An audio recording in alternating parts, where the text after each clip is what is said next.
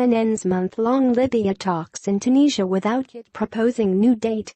Tunis, Reuters, month-long UN-backed talks aimed at bridging differences between rival Libyan factions ended on Saturday with no discernible progress towards stabilizing the country and paving the way for elections. A month ago, UN envoy Ghassan Salame, the latest in a series of Libya envoys since the 2011 NATO-backed uprising ended Muammar Gaddafi's 42-year rule, announced a one-year action plan for a transition toward presidential and parliamentary elections.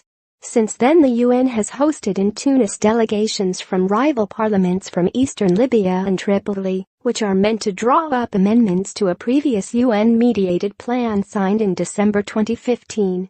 But at the end of a second round of talks, Salame said only that discussions would continue, without giving a new date. There are some area of consensus, but there are parts which need discussions with the political leaderships inside Libya, Salame told reporters, without giving details.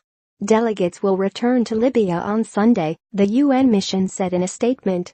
Salame will go to Tripoli next week to discuss how to move the talks forward, a UN source added.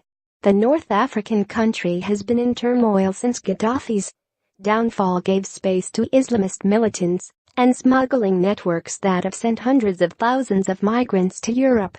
Political and military fractures have left the country mired in conflict and the OPEC members' economy in free fall. Rival parliaments and governments have vied for power. The UN tried a similar approach in 2015 of hosting Libyans in luxury hotels abroad, but the deal never won support from the power brokers and factions aligned with military commander Khalifa Haftar that control eastern Libya. Haftar is just one of many players in Libya controlled by armed groups divided among political, religious, regional and business lines.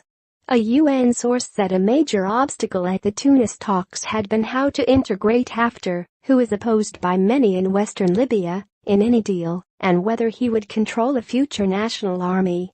Western states have tried to work with the UN-backed Government of National Accord, NA, in Tripoli, but it has been hamstringed by internal splits and been unable to halt a slide in living standards or tame the power of armed groups. Under the new UN plan, once amendments have been agreed, a national conference is meant to approve the members of a transitional government that would run the country until elections. Reporting by Alf Liasing. Editing by Roz Russell and Robin Pomeroy.